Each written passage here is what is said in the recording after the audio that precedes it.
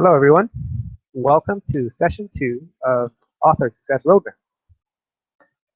Today, we're in for a very exciting evening because we will have a lot of information to share with you. So, today, let's talk about what's happened last week. First of all, have you told everyone about your book yet?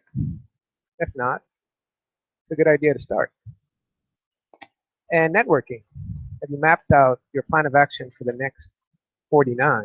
Because last week was the first week, so we've mapped out a 50-week plan. So for the next 49 weeks, have you mapped out where you're going to go 2 or 3 times a week to go out and meet those influencers who are going to help you spread word of mouth about your book? Thirdly, have you gone to the bookstores or online to check out who else is writing books in your subject area? Fourth, have you thought about your backstory and have you written some things about why you created your book and how you're going to inspire people with your story? Last but not least, have you decided to go with a blog or a newsletter or both? So let's talk about 3 ways that you can produce your book. So as I mentioned before, I'm a little bit biased towards self-publishing, primarily because it's the fastest to create, you own your rights, and you have control over the whole process. Of course, on the other end of the spectrum, if you go with a traditional publisher on the East Coast, you end up with a longer production time. The publisher owns your rights, and they can totally change aspects of your book, like title, content, things like that. Which is why for my first 3 books, I self-published, and for my 4th book, which is The Maverick Effect, I went with a hybrid publisher. So what is a hybrid publisher? Well, they're kind of the best of both worlds. They have a short to medium production time. So in other words, with self-publishing, you can get your book out anytime you want. With a hybrid publisher, there's a bit of a delay of 2 or 3 months. So not a whole lot of difference. You negotiate the rights. Normally, the rights to the book's title is still yours, although they do have some creative input, which you can choose to ignore. But it's kind of like having a traditional publisher looking over your shoulder, but they give you final say.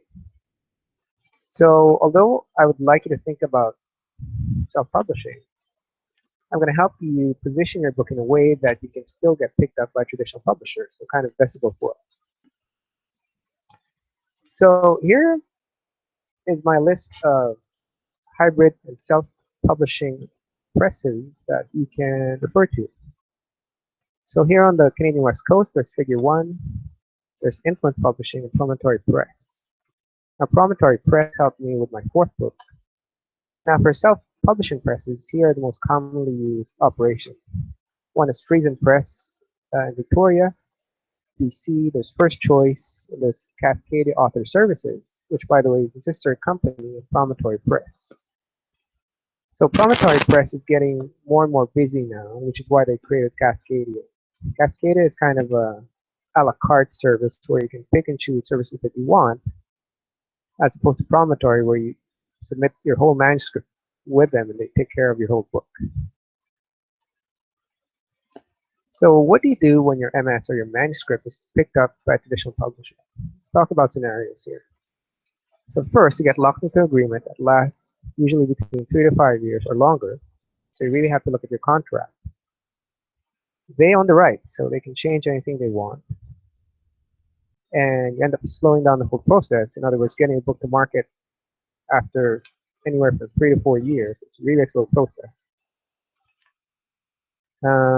And anytime you need a number of books, whether it's 20, 50, or 100 books or more, you have to buy your own books from your own publisher.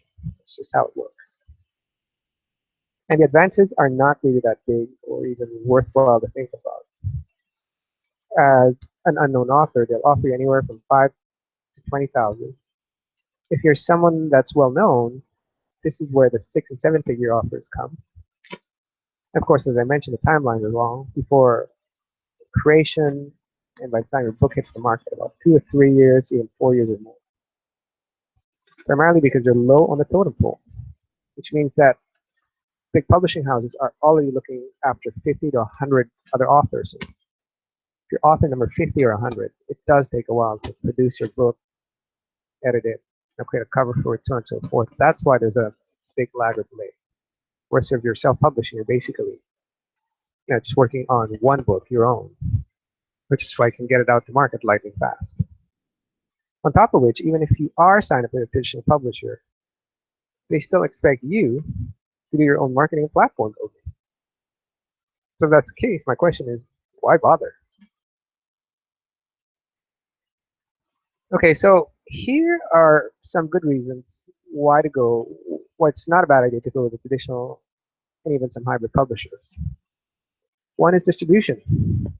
They can get you into the bookstores, whereas as a self-publisher, it's much harder to penetrate because you have to know the right people in order for them to stock your book. And also, they usually have an in with the big newspapers like the New York Times, the Globe and Mail, that kind of thing. So they have a bit more connections, while you probably don't. They also have an in with certain book conferences, fairs, and contests that happen between North America and Europe. So what don't traditional and hybrid publishers do for you? Well, for one, they can't get you into Costco or major retail chains like Walmart. That's still up to you. And when it comes to getting paid corporate speaking gigs, well, guess what? Traditional publishers won't do that either. You have to pick up the phone yourself and create the connection or the opportunity so that they can bring you in and pay you as a speaker. So signing up for a traditional or a hybrid publisher is not done to get speaking gigs or to get into Costco or Walmart. You do that yourself.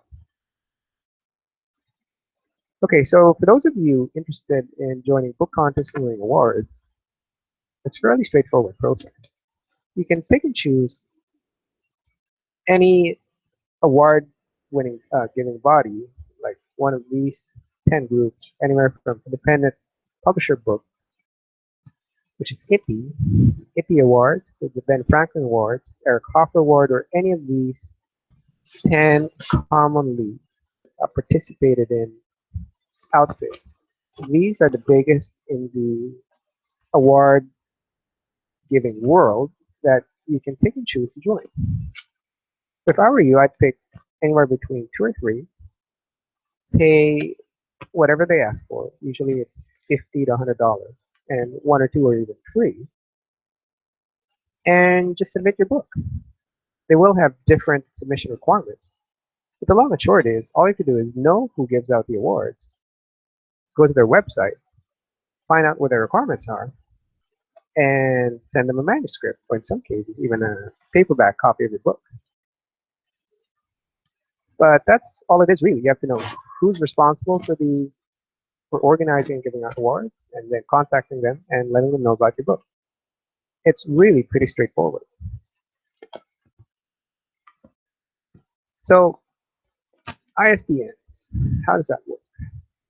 Well, there's several options for getting ISBNs. ISBNs, again, are those tags that are assigned to each and every book to make it easy, for example, for the Library of Congress in the US to trace your book in their catalog.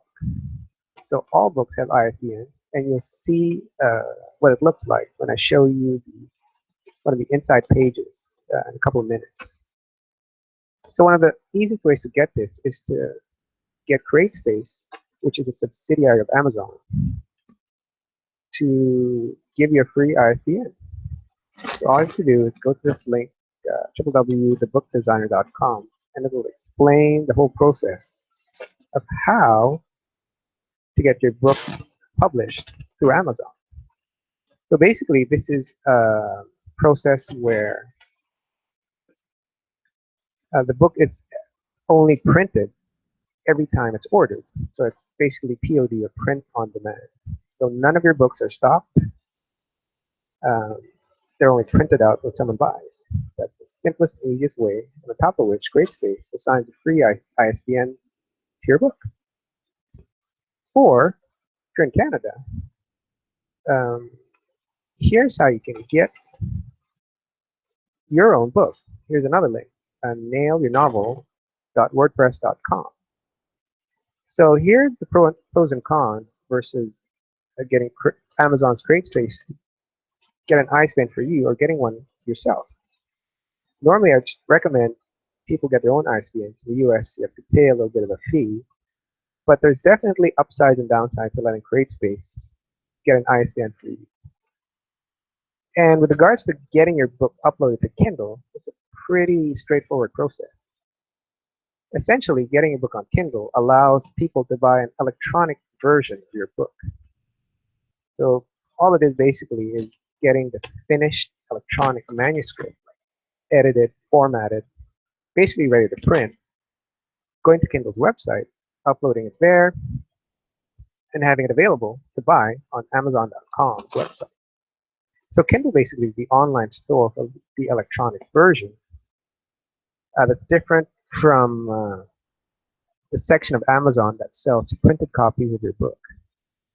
CreateSpace is their service that helps you kind of get your book available so that people can buy it, can buy a hard copy. Kindle is electronic, CreateSpace is basically the hard copy version of your book.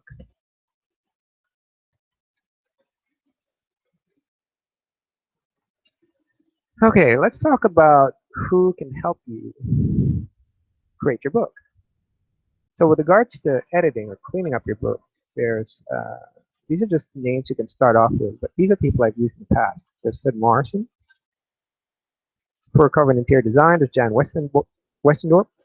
And if you're curious about who can help you actually create a website for your book, there's Gilles Namour. And here are some editor recommendations by Jan Westendorp. Again, these are just the beginning. You can certainly use other people other than these. These are kind of the top people in the field, so to speak, that will do a good job. So here are some names from 1 to 7, mostly female. For whatever reason, there's not a lot of males doing editing. And to help you kind of see what's expensive and what's reasonable, here's a newbieauthorsguide.com to show you what are the types of editing, kind of give you an overview of how much it costs. So let's talk about websites. Now, in the world of websites, there's author websites and there's speaker websites. So let's talk about the author websites. I've given you 4 examples here. And to make it more cost effective for you, I'm recommending 2 websites that supply skins or templates. One is StudioPress and one is Steamforce. Basically, these are pre-made websites where you simply drop the content in. And that makes it a lot less expensive for your website designer and easier and faster to create your website. Now, let's look at speaker websites. So why am I recommending speaker websites? You're about to write a book, right? So shouldn't you be looking at author websites? Well, good question. Now, here are 4 speaker websites. And let me show you the difference. When you create an author website, this is what it generally looks like. It's like the website on the left. So there's a copy of your book, usually a picture of the author. And if you look at the difference between a speaker website on the right versus the author website on the left, the speaker website is geared towards, well, you guessed it, speaking. So why the emphasis on speaking versus the writing? Well, it makes a huge difference in terms of income. If you remember this session from last week, some of the slides, in fact, there's one slide there in particular. Some authors can make anywhere from 6 to 7 figures just by speaking. So if you're going to write a book, I recommend that you seriously think about speaking. Even on a part-time basis, you generate anywhere from $25,000 to $50,000 speaking once a week, earning $2,000 to $3,000 per speech, and that's on the low end. If you get up to the $8,000 to $10,000 level per speech, and make one of those a month. So 8,000 times 12.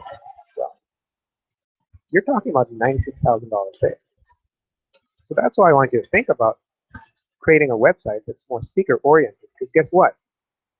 People know that you're an author, but do they know that you're also a speaker?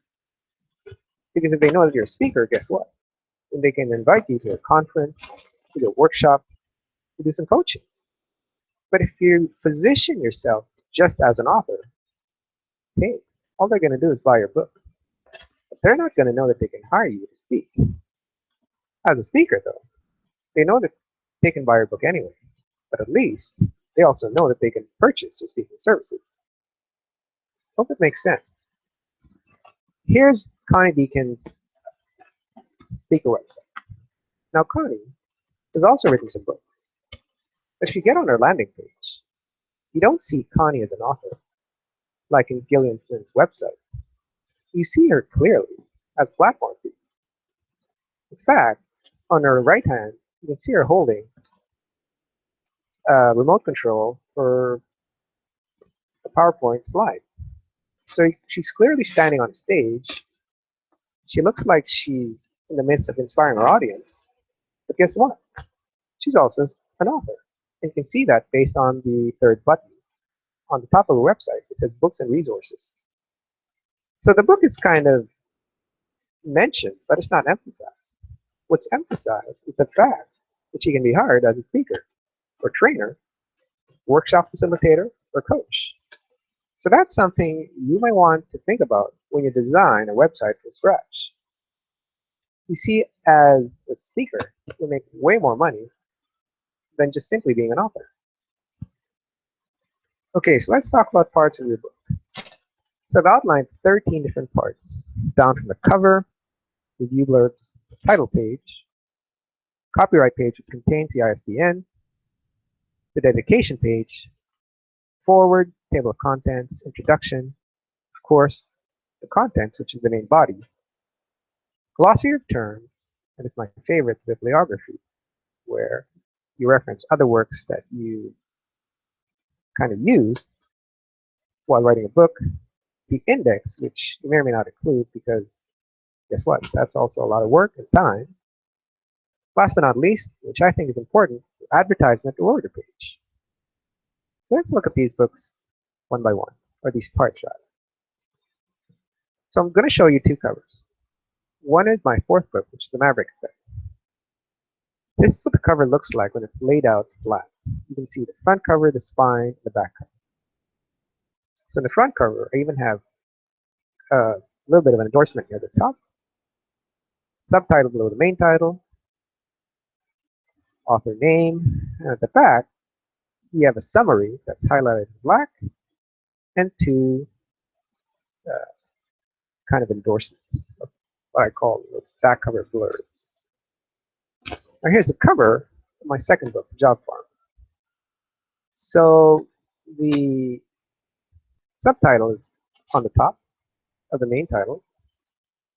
Someone wrote a foreword for me, Don Morgan, and a little bit of description about what he wrote and who he is. He's a New York Times bestselling author. Choose to have a foreword written for you, especially if you know someone who's a big name CEO or bestselling author of their own book. And the back, you'll see kind of a little bit of a brief description of what the book's about, which is the first two paragraphs, some bullet points about what benefits you're going to get, and at the very end, I managed to squeeze about 4 blurbs from 4 different people who wrote rave reviews about my book. There's a barcode, and of course the name of my imprint, the publishing house, which is Constellation Press. That's a name I came up with myself because guess what? That's my own publishing house. So here are more reviewer blurbs inside. So these are but 3 of about 5 or 6 that I had inside the book. You go onto the title page, which kind of mirrors what's happening in the front cover. The name of my hybrid publisher, which is from Promontory Press. And here you have a copyright page. I have two examples of them. This is kind of small. This is a bit more elaborate. Contains the name of my imprint, Constellation Press, year the book was printed, a disclaimer, the name of my website, the ISBN. So there's an ISBN here for the job farmer, and also an ISBN here for the Maverick Effect. So normally your book cover designer takes care of that, but I've included instructions if you're curious to know how to get it on your own. And then I've even credited who designed my cover, who edited my manuscript, who proofread it, and who did illustrations for me. Now you don't have to include any of this information. In fact, all you need is this. And here's a more elaborate dedication page. Some people call it acknowledgments. You want to dedicate your book to. And here's a foreword if you choose to include one. And for Job Farmer, I had Don Morgan write one for me. He's president of BNI Canada. For the Maverick Effect, I did not have a foreword. Here's the all-important table of contents. Now this is the heart and soul of your book. This is where, without even reading a single page, a potential buyer for the book will determine whether your book is going to be helpful or insightful. The more thoroughly you create your table of contents, the easier it's going to be for you day-to-day to create your first draft. Here's another introduction, example of an introduction. That was for the Job Farmer. Here's the intro for the Maverick Effect. Now, in this case, I just omitted the word intro, but this really is an intro, but it doesn't seem like one. It seemed like it because I took out the word. So you can either write introduction, and then why I wrote the book, or you can go straight into kind of why you wrote the book. This is what I did with Job Farmer. I explained to people why I wrote the book, and that became my intro. So intros can be short, anywhere from 2 to 3 pages, or a little bit more elaborate, like 5 to 10 or even 15 pages. So I did include 9, which is main body, because that's kind of self-explanatory. And 10 was, I believe, glossary of terms.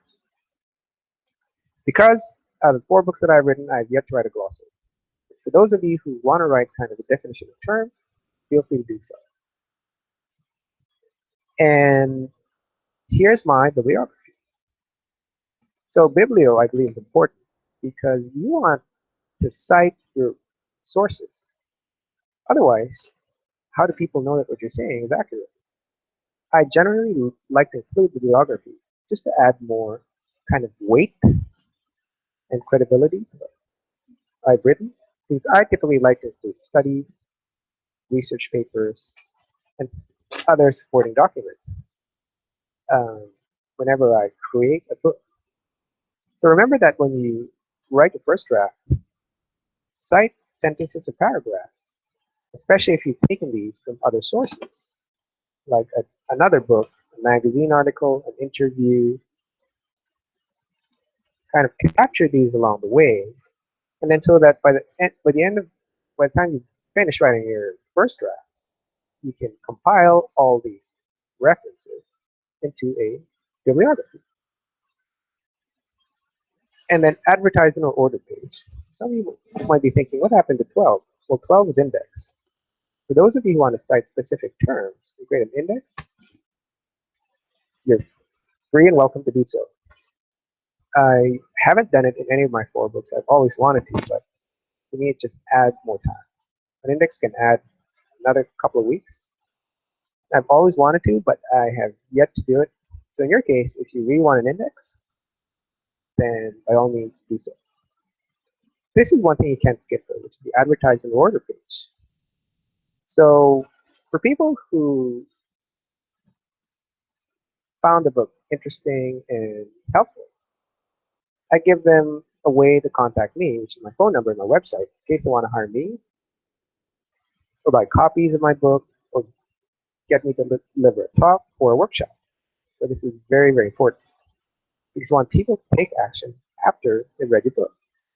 You want them to be able to call you so that they can either or email you or kind of find your website so they can either at the very minimum join your mailing list or hire you as a consultant or as a trainer or speaker. So here's where I kind of feature my other books that I've written in case people are interested. Then you can see, oh wow, so this guy's not just a one-hit wonder. He's written other books. And here's another sample of the advertisement order page of a course that I used to offer, which is the Sitting Pretty Home Study course for job seekers. So at the very back of the book, you're really free to advertise either your other books, your coaching, or your speaking services, or workshops that you're offering. Now, for your assignment, I'd like you to decide who your target audience is. What's their age, what's their gender, what's their occupation, what's their income, and what are they interested in? Second, kind of covered this last week, I'd like you to really think about what pain or problem are you trying to solve. Third, what makes you the best person to solve the problem? Because remember, if you've written a book, most likely other people have written books in the same topic area. So you might come across a decision maker who might say, well, what's the difference between hiring you or a different speaker or workshop facilitator? Why should we hire you? What makes you different? That's why it pays to know the answer to number 3. And here's where it gets interesting. I'd like you to really think about this. If your book became a day-long workshop, let's assume your book had 8 chapters, just for example. So you're asked by a company, right? So you come across a company that say, okay, we think your book's interesting.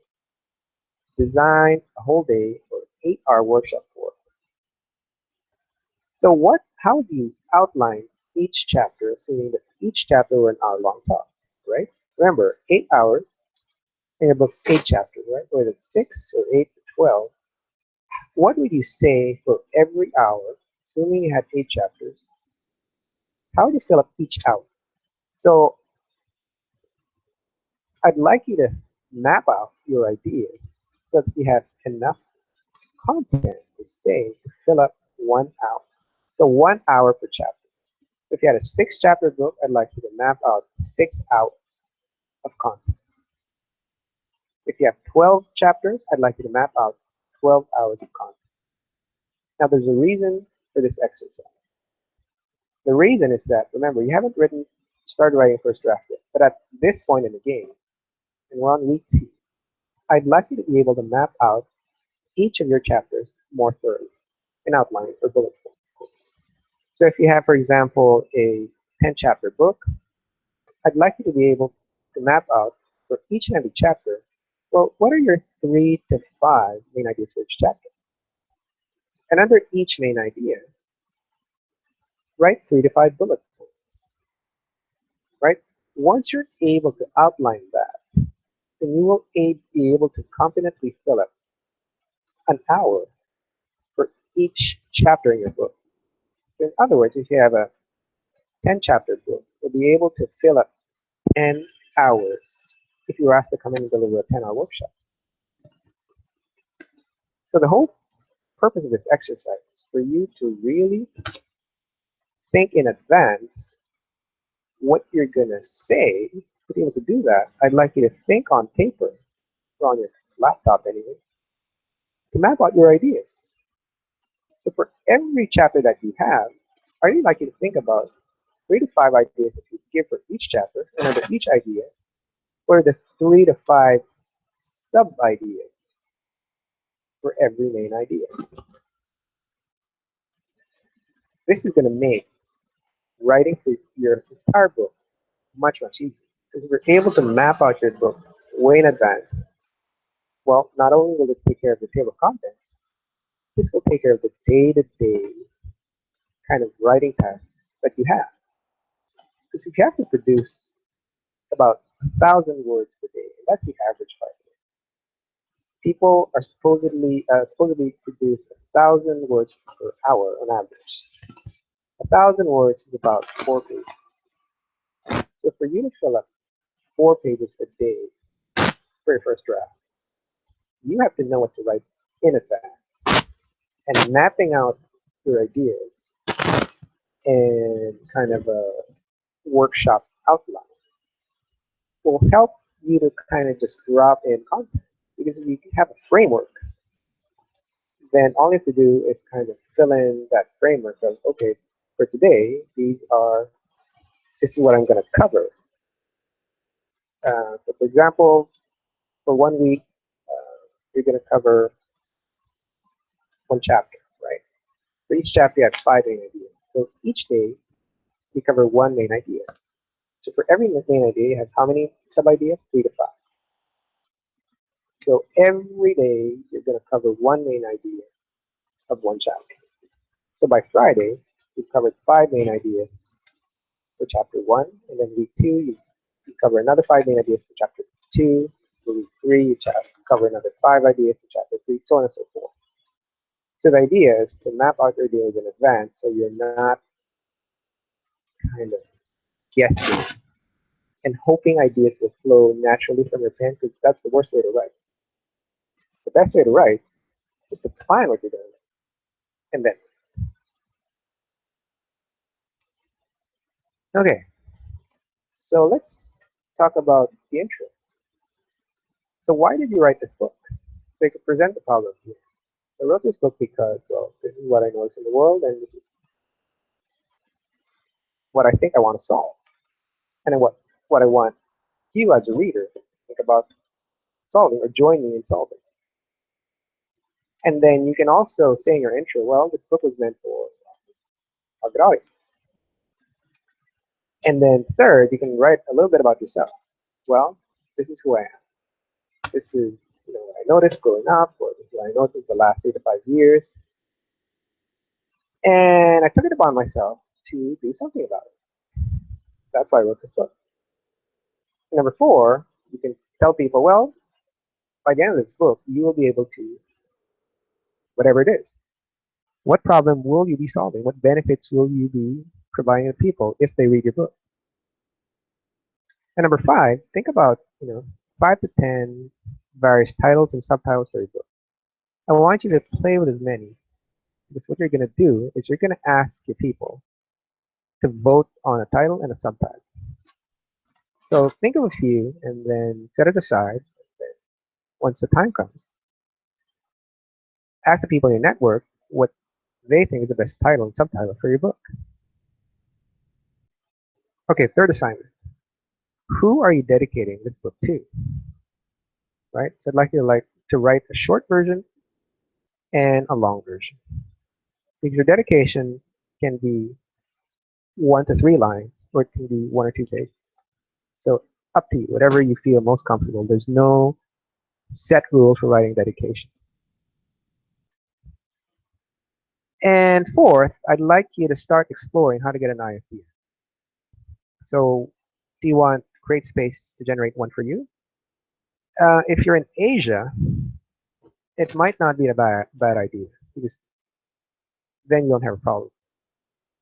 If you're thinking of printing your book in Canada, well, ISBNs are free in Canada. So why go get a CreateSpace ISBN when you can get a free one in Canada? In the US, though, you have no choice but to get one via Bowker. So it's Bowker.com. So it's about $99 for the ISBN itself, and about $25 extra, roughly about $125. Just get the barcode. So in the US, it's not free. In Canada, it is free. Normally, your cover designer, if they know InDesign, and if they know, or if they've designed books before, they will know how to get a barcode. But in case you're curious how to get a barcode, there's 2 sites you can kind of start exploring. One's facebook.com/online barcode generator. There's another one called creativeindiecovers.com, free online ISBN barcode generator. So normally this shouldn't be your problem. I never got my own barcode, but if you're just curious, well, how does one find a barcode that's associated with a price? There's two sites that you can poke around kind of to find out how that whole thing works. Okay, so again, I'm going to re-emphasize the kind of the planning uh, on how you're going to write your entire book. So think in terms of a whole day workshop. So tie in the number of chapters to number of hours. So 6-chapter book, for example, is a 6-hour workshop. A 15-chapter book would be 15 hours, which you can split into 2 days, right? You can have 2 7.5-hour workshop days. But the whole point of the exercise is for every chapter, I want you to be able to speak about it for a whole hour. So treat each chapter as a separate piece or module. Again, the format is for each chapter, I want you to be able to generate 3 to 5 main ideas for each and every chapter. For each of those main ideas, I want you to generate 3 to 5 sub-ideas. So, for example, for the first week that you're going to start writing a book, week 1 is chapter 1, week 2 is chapter 2, week 3 is chapter 3, so on and so forth. So, for example, week 1, you're working on chapter 1. Each day represents one main idea. Because remember, if you have 5 main ideas per chapter and you're covering 1 chapter a week, which by the way is a very good pace, then mapping out each and every chapter before you actually write your book. Remember, we're writing our book starting from month 2. And starting from this week, I want you to start thinking about your book from beginning to end. So this workshop format will start kind of allowing you to kind of structure the information so that by the time month 2 rolls around and you actually start writing, all you have to do basically is kind of drop information into a structure. Basically, the whole point of the workshop idea is for you to kind of create a very thoroughly written table of contents. So the table of contents will be your guide that will enable you to be able to create kind of a smooth flowing writing process from day to day. Because if you created a very uh, detailed structure with table of contents, then filling it in with information, stories, key ideas will more or less be a breeze because you've more or less laid out kind of, you created a roadmap, especially for yourself. Because a problem is a lot of writers will kind of just use what's called free association, right? They'll write whatever comes to their head. The problem is it's like kind of riding a car, filling it up with gas, getting on the highway and saying, you know what, I'm just going to drive. I'm going to get to, I don't know, Calgary or Toronto or San Francisco. I'm not sure quite how to get there, but I'll get in my car, drive. And then what happens, right? You run out of gas because either you're going in the wrong direction, and before you reach your destination, you're out of fuel. Now, creating a very thoroughly detailed table of contents that's kind of based on a workshop formula, it'll give you that map. Then you know, oh, to get to San Francisco, oh, I'll need about a whole day. I'll need about 22 to 23 hours to get there using this highway and stopping along the way 2 or 3 times and taking breaks and eating along kind of this route. So the workshop format is really your table of contents. So you create a very thorough, very detailed table of contents. And once you have your map, well, guess what? All you have to do is draft. So remember what I said last session or last week about writing, not about creating. Writing is just organized. So you have information that's in your head. When you write your first draft, that's when you start downloading or offloading that information that's locked into your brain. But to make that process very efficient, you need kind of a container, a very organized, a very detailed, a very structured container with which to download or offload that information to store in your brain. Without that detailed or highly structured container, then you basically have a mess. So you're free associating. All you do is writing, writing, writing based on, oh, I'm inspired today to write about this. But at the end of it all, you either don't finish it or have this huge giant mess that's not organized. And then your editor has, kind of an $8,000 to $10,000 job ahead of them, basically just reorganizing everything that you've written. But the way we're doing it is we're organizing in advance, creating some kind of structure, and then allowing it to drop all that information, all that experience, all those stories that you have, all those ideas, kind of in a very elegant and very organized fashion, so that writer's block doesn't even factor in. So that's why I want you to think in terms of workshops. And guess what? You're at some point in your career going to be asked to speak about some aspect of your book. So whether it's a main idea from chapter 2 or chapter 9 or chapter 5, I want you to be able to discuss each and every chapter and fill in an hour worth of content. So I want you to plan what you're going to say in advance, but before you know what you're going to say, hey, guess what? You're going to have to write out or map out your ideas in advance.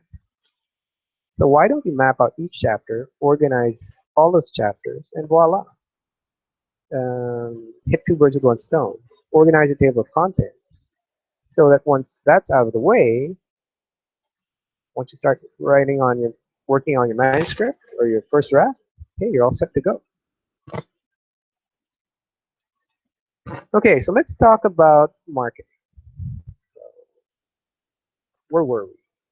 So we talked about meeting or networking with influencers, decision makers, meetup organizers, TEDx conference founders that you can joint venture with. So where will you meet these people? So 1 week is fast. Are you going to come across them at meetups? Are you going to come across them at business and or social networking events? So where will you meet those 2 or 3 influencers a week that can put you on the stage, invite you to deliver a conference, or invite you to a conference, or invite you to deliver a workshop, or invite you as a keynote speaker? So where are you going to find them in 2 weeks? So write down where you're going to connect with those corporate decision makers, right? Which companies do they work for? Are they going to be local or international associations or nonprofits? Are they going to be community service groups like Rotary or Kiwanis? Or are you going to be connecting with speakers bureaus who are going to hire you to get 20-25% cut so that you can deliver talks where you're paid $8,000 to $15,000? So think about speakers bureaus later down the road, maybe after a year, after you're steadily getting speaking gigs that pay you $3,000 to $5,000 or more. Speaking bureaus, remember, will start getting interested in you once you're charging $8,000 to $10,000 or more, because their commission or their cut has to be worth it for them to represent and sell you. And then which local and international conferences in your subject area can you start calling and asking to be considered as a speaker?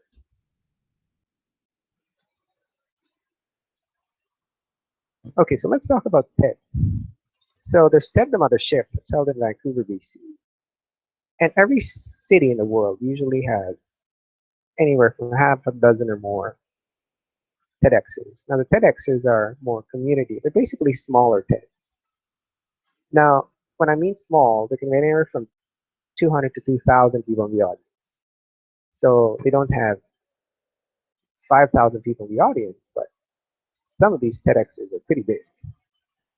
So they help you make a reputation that essentially they help you to be able to charge more, because it's not easy to get into a TEDx. As a speaker, it's easy to come as an attendee, but as a speaker, wow, you're kind of made once you're in TEDx, because that officially anoints you as an influencer or thought leader. And also think about attending or speaking at TEDx's outside your main country. So if you're, for example, in Indonesia or the Philippines, think about talking at a TEDx in Singapore, Australia. Also, go to each and every TEDx's website, find out the dates when they're doing the TEDx, find out if it coincides with yours. If it's convenient for you, find out what they want. Normally, they have a list of requirements as to what they need from you, usually a summary of what you want to speak about, who you are, why they should consider you. So they'll also have a theme. So see if your topic fits their theme and answer questions on their site thoughtfully, carefully. So you won't get into every TEDx that you apply for, but it pays to apply to as many because you eventually will get into a TED simply because your idea resonates with them. They like what the topic is. And it doesn't matter if you have speaking experience or not. A lot of TEDx speakers are first-time speakers. In other words, they've never been on a stage. They supply trainers and coaches to help you create a compelling and thought-provoking talk. So speaking experience is not required. What they do want is if you have an interesting idea. So here are just some samples of TEDx's in Vancouver, DC, some that happen in Jakarta, Indonesia, some in Manila. So you can find them all over the US, Europe, all over the world. All you have to do is type in TEDx, enter your city, and you'll get websites of different TEDx organizations. All you really have to do is go to each one, find out when they're doing theirs. They usually open up applications for about 3 to 5 weeks before they close it up again. So they usually get a lot of applicants. So monitor each and every TEDx organization that's in your city. Watch it once a month so that you can kind of time it and then submit your applications. Usually they call for speakers anywhere from 8 months to a year out in advance. So all you do is keep on trying. Sometimes you'll have 2 or 3 other people want to speak on the same topic as you. Sometimes you're the only one. All you do is keep on contacting them and keep on following up until you get in. So here's what you need to know whether you're contacting a TEDx organizer, a corporation, a nonprofit, or any kind of organization. So when you pick up the phone, I don't want you to think in terms of selling. I don't want you to sell. I want you to match. In other words, when you call and find out, call an organization, for example, just try and ask them questions and see what they need. See if you're a fit for them. That's how it works with TED, how it works with a company that has a budget to pay you as a speaker. You can't end up speaking at every single place that you call. There's a perfect client or TEDx group for you, and all you have to do is ask them. So do a little bit of research, find out what the company or association is and what their upcoming event is. Find out when it's happening, and I recommend when you call people or companies, start to do more market. So look at your LinkedIn. Who are the companies you want to speak for? Do you know anyone in those companies? Once you've exhausted that, just keep on calling companies in your target industry until they hire you. You may call for 3 to 5 or 6 months or even 8 months and not get a single bite, but eventually you will find someone who will pay you as long as you don't stop calling. So once you get those few bites and few companies that start to want to pay you $200, $500, $1,000, $2,000, your name's going to start spreading and people are going to start hearing about you, and good things are going to start going around, and before you know it, you're going to get busy. But it takes time. So the snowball effect happens, but you have to start calling your warm market and then your cold market. And here are some questions you can use whenever you're calling those organizations that you're interested to speak for. So first, introduce yourself, your name, and the fact that you're an author and a speaker. And you want to find out who's in charge of booking the speakers. Is the person at the other end of the line or somebody else? If it's somebody else, then look for that person. And once you have the decision maker, find out, well, when is the event going to be held? Or when is the planning happening for the event? And then this is important, find out how many paid speakers are they going to book for the event. Of course, you want to be paid.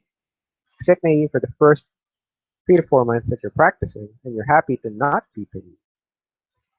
Once you're ready to go for the paid speaking gigs, next question will be, well, how do you make decisions? Is it a solo effort or by committee? Then you ask about budget for each speaker. Then you ask whether, well, do they have budget for breakout speakers as well as keynote speeches? Obviously, you want to be the keynote speaker or the main speaker for the entire event, but if you're kind of starting and you don't mind doing breakouts which are paid less, then ask about them. Then find out what city will the event be held, how many people will be in attendance, what's the demographic of the attendees, what do they typically do, what jobs do they do, what the theme of the event is, and whether your topic will fit the theme, and who did they have speaking last year. And also find out when they will make the decision regarding the speakers. Normally, they will make a final decision 3 to 4 months to 6 months out. There are a few organizations that plan 9 to 12 months in advance, but that's few and far between. And ask them how they'd like to get information about you. And then find out when they'll be reviewing the information that you sent and when you need to get back in touch with them, and whether it's by phone or email. So once you have all these questions, you'll find out whether this organization or company is going to be a good fit for you or not. Remember, not everyone's going to say yes. Especially at the beginning, you might get a 90-95% rejection rate, but as you go along, that will go down to 70 to 80, maybe even 60. But it takes time until people get to know you and get to hear your speech. So here's kind of a template you can use to create an impactful presentation or talk that lasts for an hour. So what I like to do is just give 2 to 3 main ideas in 1 hour. And good talks are usually ones where people get informed, they get inspired, and best of all, they become transformed. And in order to be relatable and entertaining, people have to connect to your why, to your backstory. That's why it's so important for you to craft your backstory. You want to be relatable and entertaining. You don't want to be distant and aloof. Once people connect with you within the first 2 to 3 minutes of your talk, then it's all downhill from there. So remember that speaking is mostly about telling stories more than sharing ideas. If all we do is share ideas, then it becomes very static and very dull. But the more entertaining stories that you have to support your ideas, the more powerful your talk becomes. It's the same with a book. The book becomes entertaining when there's stories to support your main ideas. Now remember, when you're writing your workshop, your table of contents, I want you to write not just 3 main ideas. I want you to go as far as 5. But when you're on a stage live, usually 3 ideas is enough, because once you get into the 5, it gets a little bit much. But for the purpose of writing a table of contents for your book, I want you to write 5 main ideas for each chapter, and as much as 5 sub-ideas for each main idea. So 5 by 5, so you have 25 total of main and sub-ideas for each and every chapter. So your backstory will reel in the audience for the first 2 minutes, so that's key. So I hope you've worked on that and you have it all ready. And to gauge your effectiveness, there's something that's known as conversion rate. So if you're selling books, for example, and you have 30 people in the audience, and 3 people buy, you have a 10% conversion rate. Normally, anything above 10% is considered good. So if 6 people buy your book, an audience of 30, you have a 20% conversion rate. So that's considered very good. if you're selling workshops or courses, for example, and you speak to an audience of 30, if 3 people sign up for your course or your workshop, hey, that's pretty good. Because normal would be between five, good would be considered about 5%. So if 1.5, between 1 and 2 people buy your course or workshop, that's considered fair. So if you get 10% or more, that's considered pretty good. So having a conversion rate in mind, whether you're selling copies of your book, courses, workshops, coaching services, it's a good gauge of how effective your talk goes if you're able to measure how many people at the end of your talk or your seminar, for example, your 1 hour seminar or talk, how many of them buy. That's a good gauge of how powerful and impactful you were as a speaker. So that's session 2. I hope you got a lot out of it. I know I gave you a number of assignments, but these assignments will help you, kind of help you along so that you're able to write your book easily, smoothly, without much problems. So the more work you do preparing, kind of the less problems you'll have along the way. So thank you very much for your attention. I look forward to seeing you for session 3 next week.